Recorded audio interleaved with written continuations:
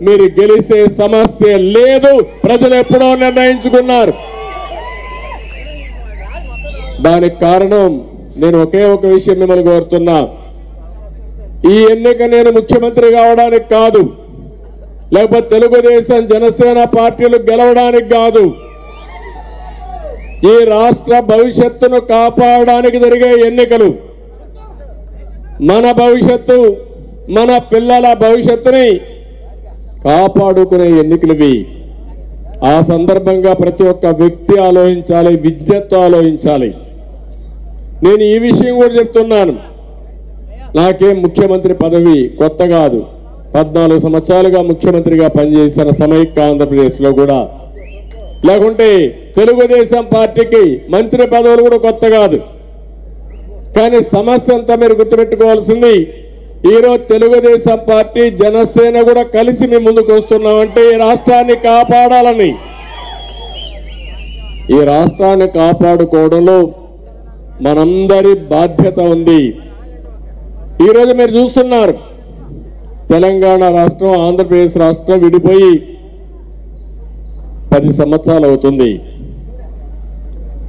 5 సంవత్సరాలు తెలుగుదేశం పార్టీ అధికారంలో ఉన్నప్పుడు అభివృద్ధి ఏ విధంగా చేశామో మీరు ఒక్కసారి గుర్తుపెట్టుకోండి. ఆ రోజు చేసిన అభివృద్ధి అదే విధంగా కంటిన్యూ ఉంటే ఈరోజు రాష్ట్రం కూడా తెలంగాణతో సమానంగా ముందుకు పోయేవాళ్ళం. కానీ ఈరోజు ఇతను వచ్చిన తర్వాత చేసిన పనులన్నీ ఒక్కసారి గుర్తు చేసుకుంటే ఒక్క విషయం మీరు గుర్తుపెట్టుకోవాలి. 5 సంవత్సరాల కంటే ముందు మీ జీవన పరిస్థితులు ఏంటి? 5 సంవత్సరాల వైఎస్ఆర్ కాంగ్రెస్ పార్టీ పాలనలో మీ జీవన ప్రమాణాలు పెరిగాయా, తగ్గాయా అనే విషయం ప్రతి ఒక్కరూ ఆలోచించుకోవాల్సిన అవసరం ఉంది. ఒక రైతు, ఒక నిరుద్యోగి, ఒక కూలీ, ఒక ఏవైతే కన్స్ట్రక్షన్ పనిలో పనిచేస్తారో భవన నిర్మాణ కార్మికుడు కానీ, లేకపోతే ప్రతి ఒక్కరు కూడా ఒక చిరు ఉద్యోగి కానీ, ప్రతి ఒక్కరూ ఆలోచించుకోవాల్సిన అవసరం ఉంది.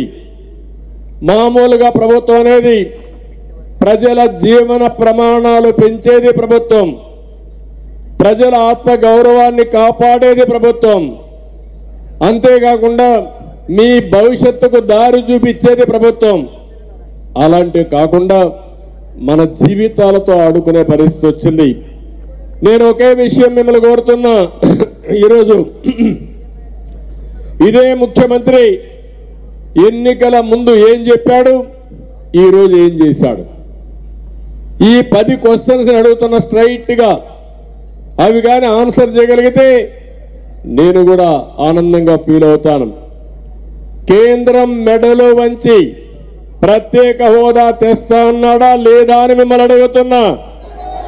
చెప్పాడా లేదా? ఆ రోజు 25 మంది ఎంపీలను గెలిపించమన్నాడా లేదా?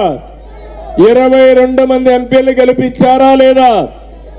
10 మంది రాజ్యసభ 8 మంది రాజ్యసభను గెలిపించారు.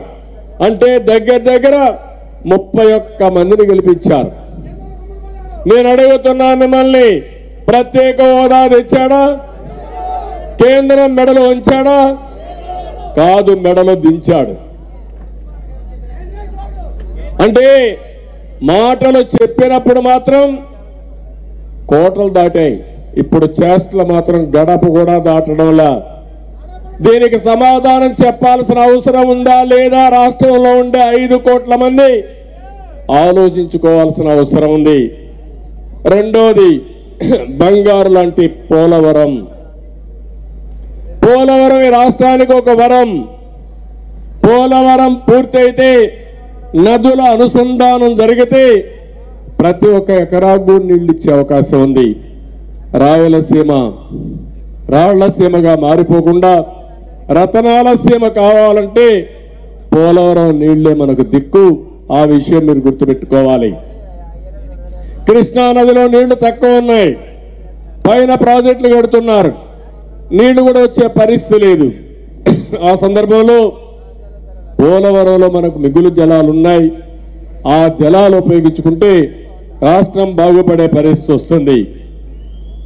ఇంకో పక్కన మీరు ఒక విషయం గుర్తుపెట్టుకుంటే నేను 72% పోలవరం పనులు పూర్తి చేశాను.